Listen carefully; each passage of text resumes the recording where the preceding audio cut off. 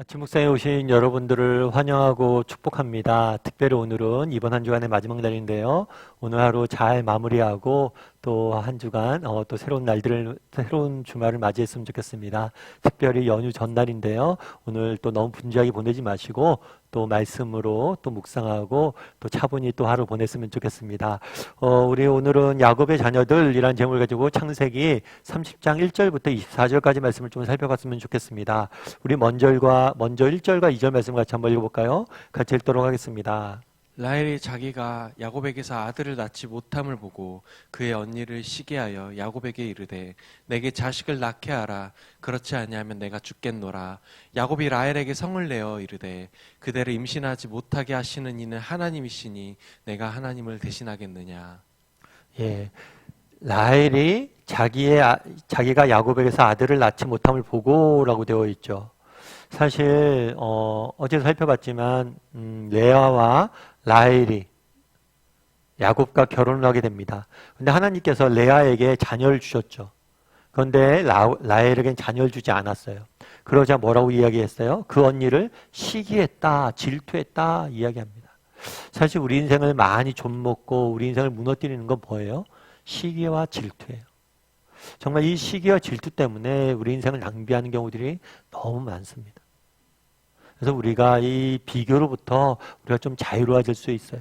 그런데 오늘 시기했다라는 표현에서 우리가 또 한 가지 알 수 있는 건 뭐냐면 그 당시에 이 사회, 그러니까 그 당시에 삼촌 라반이 있던 세상 문화 속에서는 뭐가 팽배해 있었어요?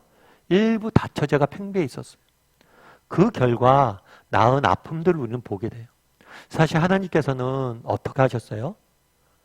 남자와 여자가 만나 일부 일처제로 가정을 만드셨어요. 그런데 세상 문화의 특징은 뭐냐면 이 하나님 만드신 가정을 파괴해요. 그래서 하나님 만드신 이 가정의 형태 외에 다양한 가정의 형태를 시도하는 거죠. 오늘 본문만 봐도 일부 다처제잖아요. 한 가정의 남편과 아내가 살아봐요. 그게 자매라고 해도 시기하고 질투하게 발 수밖에 없어요. 그건 왜냐하면 제도 자체가 잘못됐기 때문이에요. 원래 하나님 만드신 건 뭐예요? 일부 일처제. 그래서 세상을 보다 보면 세상 문화가 팽배되어 있는 곳, 그것은 다 가정이 파괴되어 있음을 우리는 보게 돼요. 다르게 말하면 세상 모든 문화, 그러니까 하나님을 대적하는 모든 문화의 가장 첫 번째 특징은 뭐냐면 가정을 파괴하는 거예요. 그런데 가정을 파괴하는 거 그냥 파괴하는 거 아니죠. 온갖 아름다운 이야기를 하면서 온갖 그럴싸한 포장을 하면서 하나님의 가정을 서서히 무너뜨리는 것을 우리는 보게 돼요. 그 당시에도 그랬던 거예요. 삼촌 라반이 얼마나 온갖 좋은 얘기를 많이 했겠습니까? 그렇지만 그 결과 어때요? 오늘날에도 마찬가지예요. 동성애를 비롯해서 다양한 하나님 만든 가정의 질서를 파괴하는 일들이 많잖아요. 그것이 마치 인간의 자유와 독립을 더 보장하는 것처럼 이야기하잖아요. 그런데 그렇지가 않아요. 그래서 오늘 본문을 통해서 무엇을 봅니까? 정말 시기했다라는 표현을 통해서 우리가 알 수 있는 건 뭐예요? 정말 시기와 질투만큼 우리 인생을 낭비하게 하는 게 없어요. 뿐만 아니라 뭐예요? 하나님이 세우신 가정의 형태를 무너뜨렸을 때 우리는 이런 아픔들을 가질 수밖에 없다는 거예요. 그런데 그 다음에 뭐라고 하냐면 라헬이 자기가 아이를 낳지 못했잖아요. 그래서 첫 번째 반응 보인 건 뭐냐면 언니를 질투하는 거예요. 자기가 없는 것을 다른 사람을 가졌다. 다른 사람이 있잖아요. 그럼 있는 사람을 시기하고 질투하는 거예요. 그리고 두 번째로 보인 반응은 뭐냐면 야곱에게 뭐라는 거예요? 원망하는 거죠. 그랬을 때 야곱이 이야기를 해요. 야에게 성을 내면서 그대를 임신하지 못하게 하시는 분은 하나님이신데 왜 나한테 이렇게 이야기하느냐? 라고 이야기를 하죠. 근데 사실 이렇게 이 야곱의 이야기는 하나님의 주권을 인정한 것처럼 보여요. 그런데 단순히 주권을 인정한다라는 표현이라기보다는 자신의 책임을 지지 않는 태도인 것 같아요. 라헬의 문제는 뭡니까? 자녀가 없어요. 자녀가 없으면 뭘 해야 돼요? 그 문제를 가지고 하나님 앞에 가서 기도해야 돼요. 레아가 처음에 아들을 낳았을 때 뭐라고 그랬어요? 하나님이 나의 괴로움을 돌보셨다. 그러면 괴로움을 하나님이 돌보셔서 자녀를 주셨구나 라는 걸 느끼고 그 문제를 하나님에게 가져가야 돼요. 그런데 하나님이 가져가지 못하고 뭘 해요? 자기에게 없는 것이 있는 사람들 뭘 해요? 시기하고 질투해. 뿐만 아니라 뭐예요? 다른 사람을 원망을 해요. 야곱에게 그 문제를 가져가는 거예요. 그런데 정말 이 문제를 가져가야 될 사람은 누구예요? 하나님이에요. 하나님. 하나님에게 가져갔어야 돼요. 그런데 야곱에게 가져가죠. 야곱도 마찬가지예요. 야곱도 나의 이런 아픔들 이야기하면 함께 기도해야죠. 왜 나한테 와서 이러느냐 하고 성낼 일이 아니잖아요. 하나님께 함께 기도해야 될 일이에요.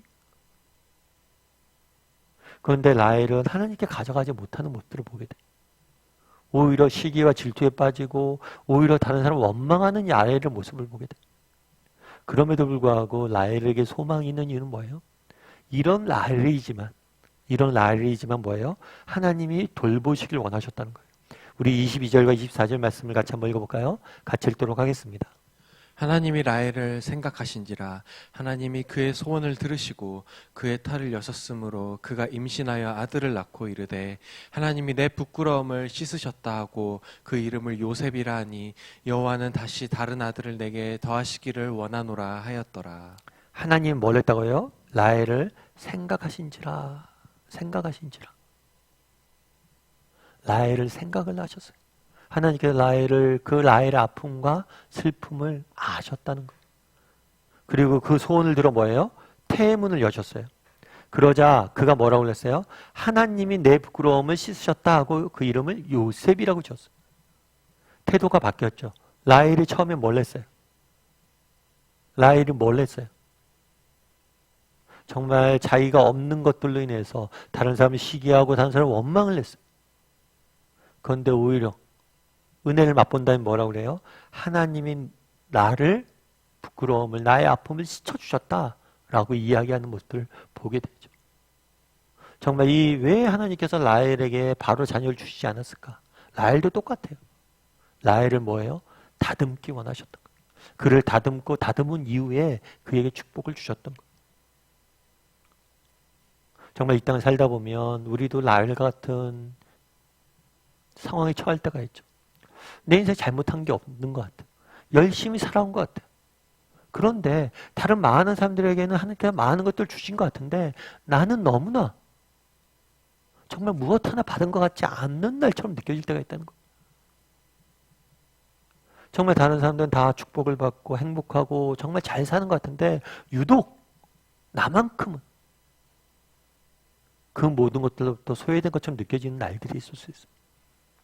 그랬을 때 정말 라헬처럼 누군가를 시기하고 질투하고 원망하기보다는 그 문제를 뭘 해야 돼요? 하나님께 가져가야 돼요. 왜요? 우리 하나님은 아세요. 오늘 본문에 이렇게 되잖아요. 하나님이 라헬을 생각하신지라. 우리 하나님이 우리를 아시고 우리를 생각하시고 우리를 돌보시길 원하세요. 그 사실을 믿고 하나님 앞에 가져가세요. 그럼 하나님이 돌보실 거예요. 그날의 라헬을 내 아픔들을 다 씻어주신 것처럼 우리의 아픔들을, 우리의 부끄러움들을, 우리의 절망들을 다 씻어주실 거예요.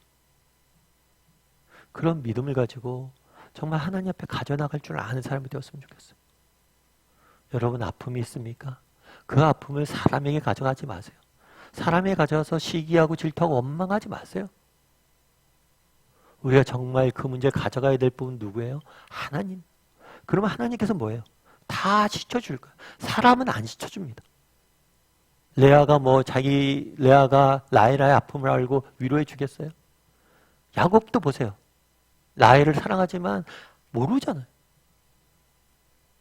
그 아픔을 모르잖아요. 그런데 우리 하나님은 아세요. 정말 날 사랑하는 사람들도 모르는 그 아픔, 그 부끄러움들을 우리 하나님 다 씻어주세요.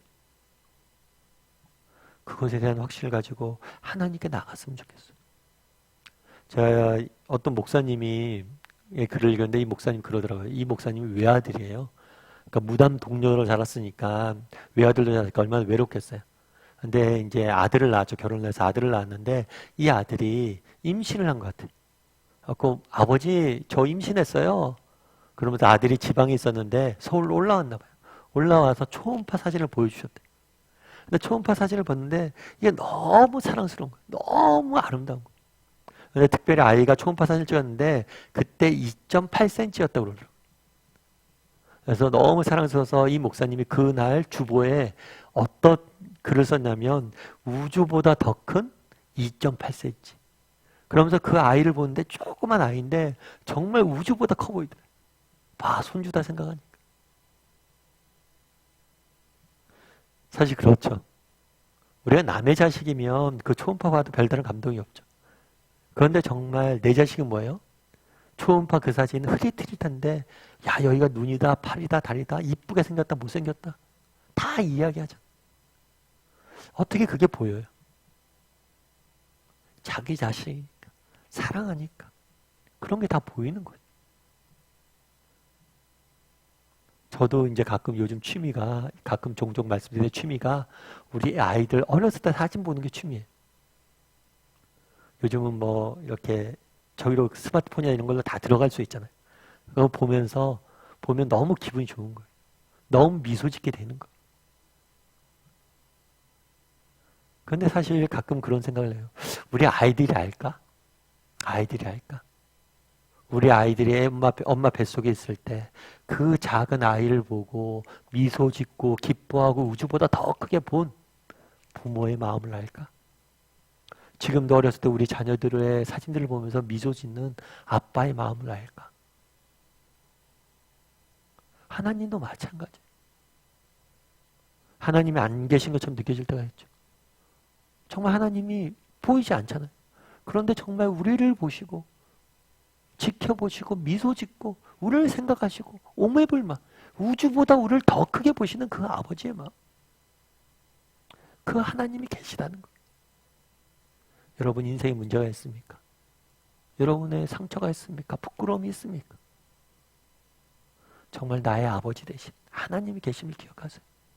나를 보시고 지금도 생각하고 계시는 그분이 계심을 기억하세요. 그리고 그분에게 가져갔을 때 그분이 돌보실 거예요. 위로하실 거예요. 지치실 거예요. 그런 믿음을 가지고 오늘 하루 살아가는 저와 여러분이 되길 소원합니다.